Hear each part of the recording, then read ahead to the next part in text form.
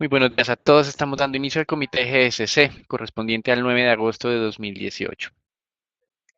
Datos económicos. Comenzamos con el día de ayer en la noche, publicación de cifras de inflación de China, donde la inflación al consumidor aumentó del 1.9 al 2.1%. Algunos consideran que este incremento también estuvo impactado por la imposición de aranceles a productos estadounidenses a partir de este mes. Recuerden que estamos en un momento de medidas retaliatorias por parte de China a los aranceles que está imponiendo Estados Unidos como una medida que busca reducir ese desbalance comercial que han sostenido durante las últimas décadas ambas economías. Con relación al día de hoy, se va a conocer en los Estados Unidos las cifras de subsidios al desempleo, en las que hubo un descenso en las solicitudes de nuevos subsidios. De todas maneras, el mensaje, como hemos mencionado ya por casi 3 años, es que el mercado laboral ha estado un poco más fuerte. Incluso en este momento podemos considerar que se está sobrecalentando un poco y por eso, pues, el día de ayer el presidente de la Reserva de Richmond, Thomas Barkin, estaba mencionando que lo más adecuado era continuar con los incrementos graduales de tasas de interés. Por otro lado, se dio a conocer las cifras hoy de inflación al productor en Estados Unidos, que descendió levemente del 3,4 al 3,3%. Y se espera en los Estados Unidos la publicación definitiva de inventarios mayoristas para el mes de junio, la colocación de tesoros a 30 años por 18 billones y las declaraciones del presidente de la Reserva de Richmond, Charles Evans, de Chicago, Charles Evans. Con respecto a América Latina, el día de hoy se conoció la cifra de inflación en México, la cual estuvo en línea con lo esperado, subiendo del 4,65 al 4,81%. También más adelante en la jornada, la reunión del Banco Central de Perú, donde el mercado espera una tasa de referencia inalterada en el 2,75%. Y en Japón, la publicación de precios al productor y la cifra de crecimiento del segundo trimestre de este año, donde el mercado espera una reacción favorable en niveles del 1,4% luego de un primer trimestre en contracción. Con los anuncios de las últimas horas, simplemente destacamos, de acuerdo a Bloomberg, se está viendo algún tipo de fisura al interior del Partido Comunista. Xi Jinping está recibiendo críticas por su forma de llevar las negociaciones comerciales con los Estados Unidos. Sin embargo, pues digamos como ha sido usual, se asume que hay un poco más de unidad al interior del gobierno chino que lo que existe en los Estados Unidos. Por eso, en cierta medida, es sorprendente recibir este tipo de filtración a los medios, pero se cree que esto va a ser contenido de una manera un poco más eficaz de lo que ocurre en los Estados Unidos.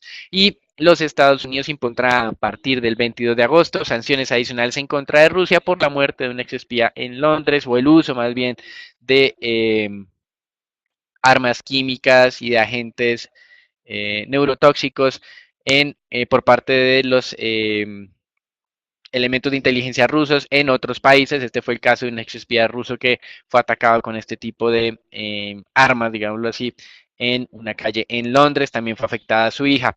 Entonces los Estados Unidos implementan nuevas sanciones. Los rusos dicen que no hay fundamento para aplicar este tipo de sanciones y que las mismas son excesivas. En Europa se profundiza la crisis turca, continuamos viendo el ataque especulativo en contra de su moneda y los incrementos de las tasas de rentabilidad, o más bien de las tasas de descuento a los títulos de este país, que están alcanzando casi niveles del 20% a un vencimiento de 10 años. En Chile, las minutas de la reunión del Banco Central permitió establecer que por segundo mes consecutivo estuvieron contemplando, digamos, un escenario futuro de incremento de tasa de interés y finalmente abandonaron la posibilidad de hacer algún estímulo monetario adicional. Así que esto es relevante, es llamativo ver cómo ya en el Banco Central de Chile está cambiando la tendencia, incluso en sus propios comunicados de prensa. Los mercados accionarios hoy con alguna dinámica mixta, aunque como el día de ayer predomina los descensos a las valorizaciones. Con respecto a lo que estamos viendo el día de hoy, Europa, unos descensos promedios del 0,2% y de manera puntual algunos mercados llamativos, China, valorizaciones superiores al 1,5%, Rusia, un descenso del 0,5%, Reino Unido, descenso del 0,7%. Recuerden, en Reino Unido la percepción de riesgo que está incrementándose por la falta de inacción en el acuerdo del Brexit. Y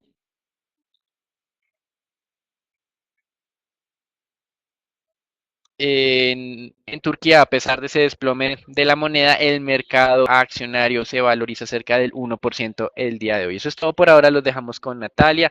Recordarles la noticia de ayer de Tesla, de esos anuncios están ahora siendo investigados por parte de las autoridades, teniendo en cuenta que no es el canal a través del cual deben realizarse ese tipo de afirmaciones que hizo el presidente de la compañía Elon Musk, y también van a estar indagando si cuenta con la financiación suficiente para anunciar una recompra de acciones a precios de $420 la acción.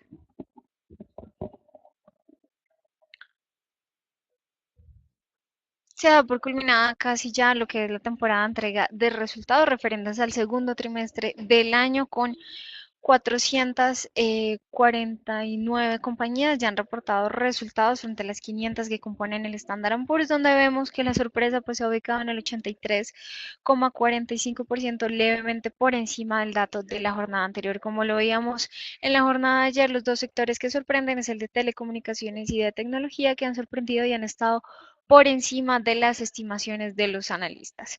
Por ende, los futuros del Standard Poor's cerraron durante la jornada de ayer levemente a la baja por el descenso que veíamos en el sector energético y el nerviosismo por los nuevos aranceles que China podría imponer a bienes importados desde Estados Unidos, y hoy se verían algo presionados por lo que decrete el Congreso frente a Rusia. La tendencia al alza se mantiene teniendo como referencia lo que es el nivel de los 2.780 puntos como el nivel de entrada, digamos, de congestión durante los últimos 3 meses, y lo que sería nuestro próximo nivel objetivo en los 2.870 puntos, que es el reciente máximo, les recuerdo, fue alcanzado por los futuros durante enero de este año. La tendencia estructural, como ven en parte baja de nuestra gráfica y por medio del oscilador, se mantiene por encima de cero, así que se mantiene lo que sería la perspectiva positiva para por lo menos el mercado de acciones en Estados Unidos.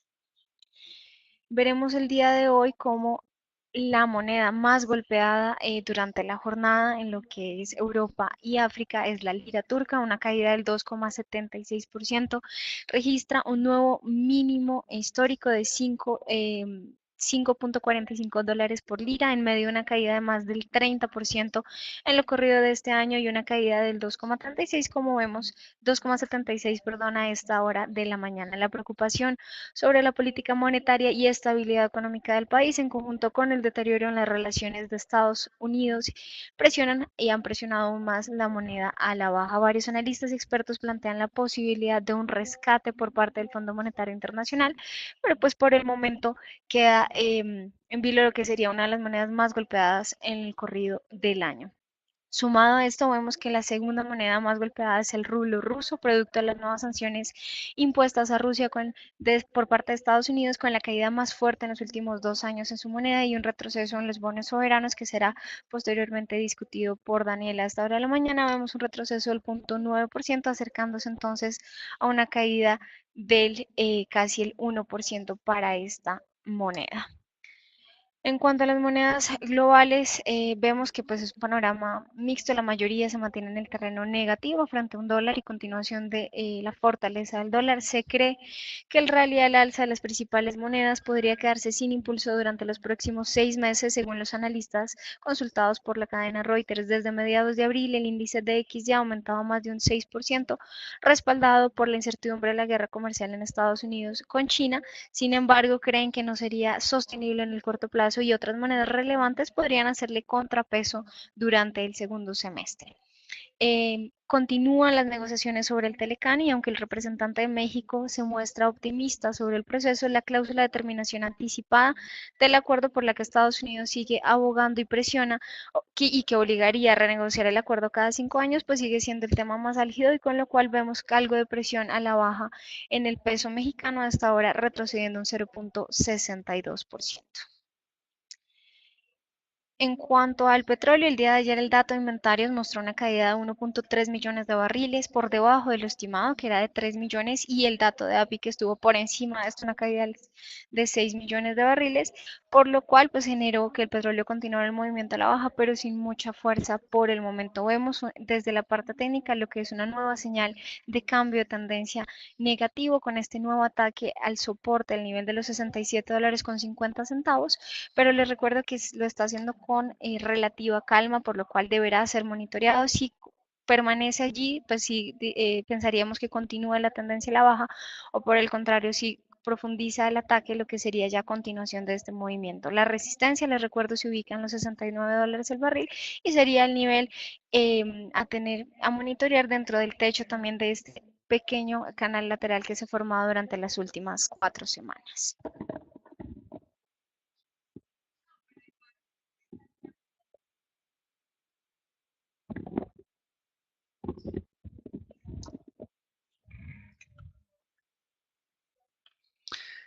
Muchas gracias, Natalia. Con relación al mercado de renta fija, hoy vemos una dinámica tranquila, valorizaciones leves en los mercados de referencia, algo de pérdidas en mercados emergentes y hay unos datos puntuales como Grecia y Argentina que han acelerado los incrementos en la tasa de descuento exigida.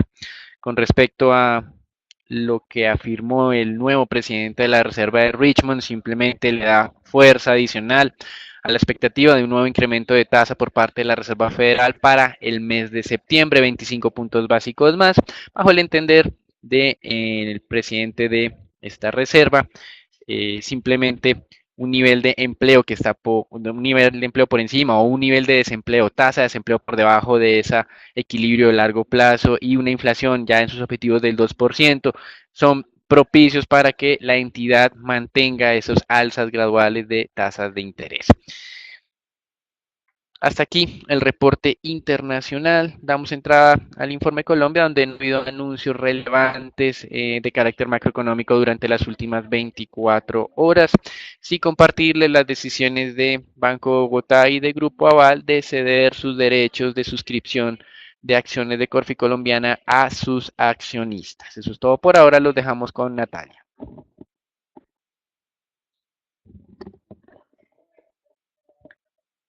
En cuanto al índice Colcap, vemos que se mantiene la tendencia negativa que ya hemos observado durante los últimos, casi el último mes.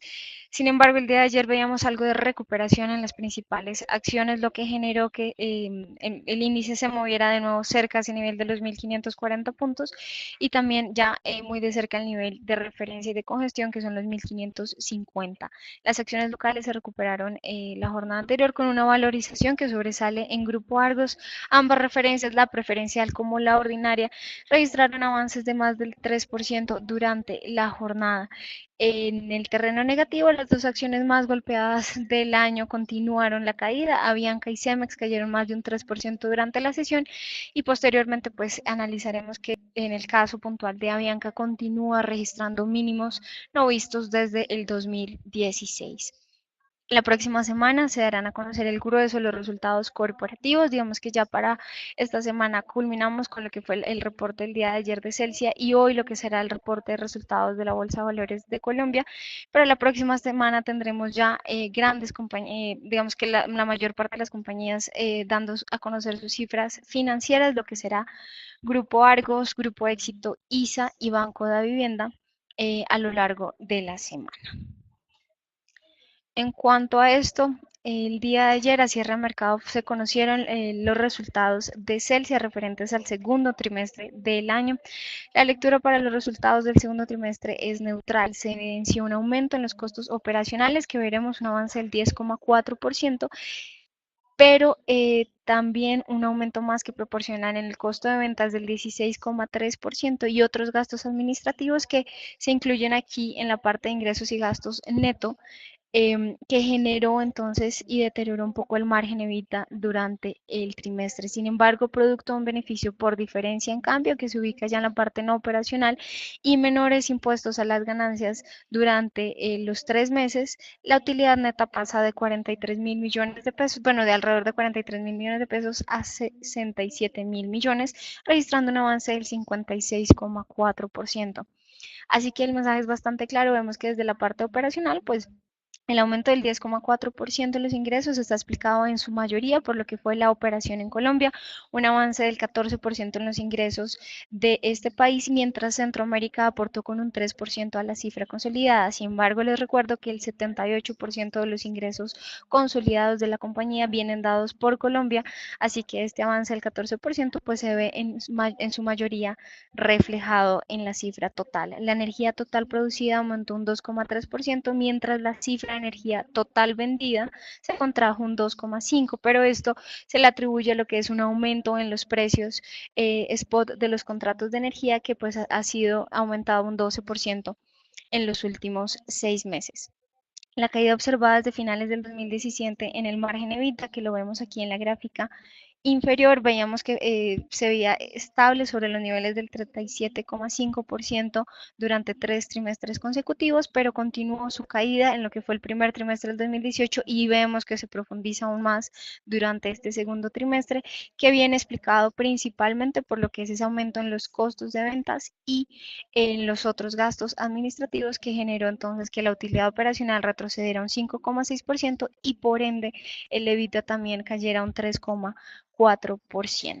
El alza en los costos de venta se debe a la atención de las restricciones ocurridas en la red del Caribe colombiano, donde la zona franca pues ha tenido que operar con gas natural licuado, que ha aumentado su precio en promedio un 90% frente al año anterior. Así que esto genera pues la distorsión que vemos en los costos de ventas. En la parte no operacional, como les mencionaba, pues se registró un beneficio por diferencia en cambio que estará aquí registrado en los ingresos y gastos financieros netos, principalmente por el pago de obligaciones financieras en moneda extranjera, lo cual pues sumado también a esta reducción que vemos en el impuesto a la renta permitió que la utilidad neta pues tuviera este aumento de más del doble para el trimestre. Así que por el momento pues damos lectura neutral, vemos que desde la parte operacional pues no nos preocupa mucho lo que es este aumento en los costos, pero pues sí vemos que generó algo de impacto y de ruido en los márgenes de rentabilidad para la compañía. Y pasando con la actualización operacional de Avianca, ayer fueron conocidas lo que son las cifras para el mes de julio, semejante a lo que pues, se ha observado durante los últimos 3 meses consecutivos. El mercado doméstico sigue impactando las cifras consolidadas en medio de un mercado internacional que pues permanece estable como se ve. El tráfico de pasajeros en el mercado doméstico retrocedió un 3,4% y vemos también que los dos indicadores, tanto el ASC como los RPKs, registraron una contracción del 1,5 y el 1% respectivamente, lo que generó entonces que el factor de ocupación tan solo aumentara un 0,4 puntos porcentuales para julio del 2018. Si a esto se le suma la disminución que vemos en el mercado internacional en el total de pasajeros transportados, que fue de 1,3%, y los leves aumentos que registramos aquí, tanto en los ASC como en los RPKs, de 2,8 y 3,5%, veríamos entonces que pues no ayudan totalmente a lo que son las cifras consolidadas de la aerolínea. Por el contrario, vemos retrocesos en el total de pasajeros transportados, 2,5% menores para julio del 2018 frente a julio del 2017. Y por ende también pues vemos que los AX y los RPKs pues sí aumentan ligeramente, pero pues nos sigue preocupando lo que es esta dinámica del mercado doméstico que sigue impactando lo que son las cifras consolidadas. Desde cierre de julio se han visto afectados gran cantidad de vuelos nacionales atribuido a una falla de la aplicación, evento que se verá reflejado en la próxima actualización operacional del mes de agosto, en medio pues de ya un desempeño que vemos del mercado doméstico bastante negativo. Y en noticias ya corporativas también de la compañía, a través de información relevante se dio a conocer que avanzan las conversaciones con United Airlines y con Copa Holdings para suscribir un acuerdo comercial tripartito entre las partes que cubra las redes entre Estados Unidos y Latinoamérica.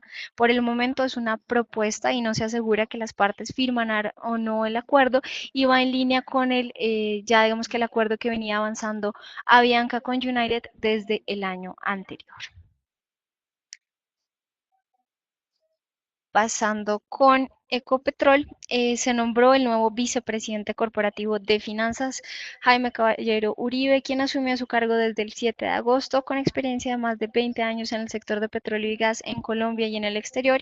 Será el agente de cumplimiento de información relevante frente a la Superintendencia Financiera de Colombia y los mercados internacionales, razón por la cual creemos que a pesar de que teníamos una fecha estimada de posibles resultados para el día de ayer u hoy, la entrega de los resultados del segundo trimestre de la compañía podrían postergarse para lo que es la próxima semana. Por el momento no se tiene aún lo que es confirmación oficial a través de la superintendencia y estaremos compartiendo con ustedes esto apenas lo sepamos. En cuanto a la acción, vemos que continúa la tendencia positiva. El día de ayer, pues algo de tranquilidad a pesar de que tener ese dato de inventarios de petróleo.